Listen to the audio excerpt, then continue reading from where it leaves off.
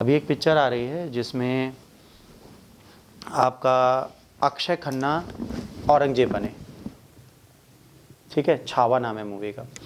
तो उस मूवी में ये डांस किया गया है, ठीक है, और लेजिम डांस से महाराष्ट्र में उस मूवी का विरोध हो गया कि उन्होंने कस्टम को ख़राब कर दिया, उनके ट्रेडिशन की ऐसी की तैसी कर दी। तो लेजिम डांस जो आपको ये दिख रहा है पारंपरिक, इसी डांस को कॉपी किया है इस तरीके से, और बस इसे विवाद उत्पन्न हो गया। ऐसे अब्बा अब्बा ऐसे कर रहे थे, तो ये लेंजिम डांस की बेइज्जती हो गई।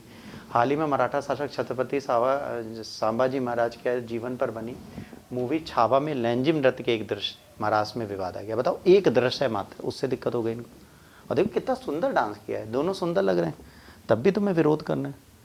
अब एक्टर एक्ट्रेसेस को भी नहीं जीने देते लोग, है ना।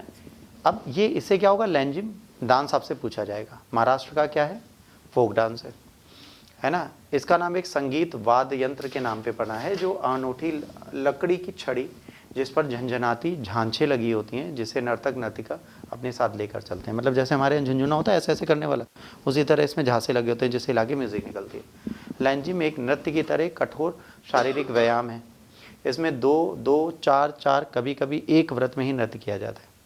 नृत्य के साथ ढोल ढोलकी है ना, छोटा ढोल बजता है। इसमें कोई भी वायु या तार वाला वाद्य यंत्र नहीं होता, मतलब ना तो बांसुरी होगी, ना सितार होगा, ना बीड़ा होगी, ये सब यहाँ पे यूज़ नहीं होगी। अक्सर कोई भी गीत नहीं होता इसमें, कोई म्यूज़िक में गाना नहीं होता था, बट आजकल गाना भी आ गया, ठीक है। तो आजकल लोग गाने के साथ भी इसको करने लगे, तो ये जो है थोड़ा सा दिक्कत में आ गया। संगीत वाद्य यंत्र लेंजिम जो है, लेंजिम एक म्यूजिकल वाद्य यंत्र है। पारंपरिक रूप से सभी लोक यंत्रों के वाद्य यंत्र में इसका प्रयोग किया जाता है। आजकल इसका प्रयोग गणेश जुलूस में किया जाता है। एक लकड़ी की छड़ी लेकर चलते हैं जिस पर झंझनाती झांसें लगी होती हैं, ठीक है। झंझनाती झांसों को लेजिम कहा जाता है, ठीक है। वो आपने देखा होगा, एक लकड़ी होती है उसके बीच में दो पीतल की वो लगी होती हैं, उस तरीके के लंबा होता है, ठीक है। और ढोल की एक ड्रम वाद्य यंत्र इसमें सबसे प्रमुख यंत्र माने जाते हैं। पहले ही आपसे पूछा जाएगा। फिर दूसरा पूछा जाएगा छत्रपति संभाजी महाराज कौन थे। तो छत्रपति संभाजी महाराज शिवाजी के सबसे बड़े पुत्र थे। 1661 में अपने सौतेले भाई राजा राम के साथ खूनी उत्तराधिकार के युद्ध के बाद सत्ता में आए थे। मुगल सम्राट औरंगजेब के समकालीन थे। 1618 टू 1707 तक ये थे।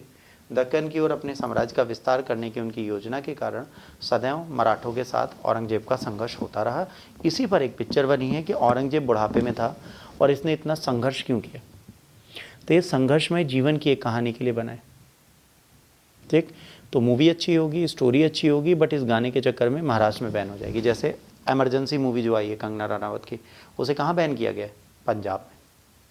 पंजाब सरकार उसे नहीं प्रीमियर होने दे रही, क्यों? क्योंकि इसमें दिखाया गया सिखों ने इंदिरा गांधी को मारा, उनके सिख गार्डों ने। तो उस चक्कर में वो एंटी सिखिज्म आइडियोलॉजी ना फैला दे, इसलिए उन्होंने उसको वहाँ बंद कर दिया। ऑल्दो ऐसा कुछ नहीं है, पिक्चर आप देखेंगे तो उसमें कुछ ऐसा नहीं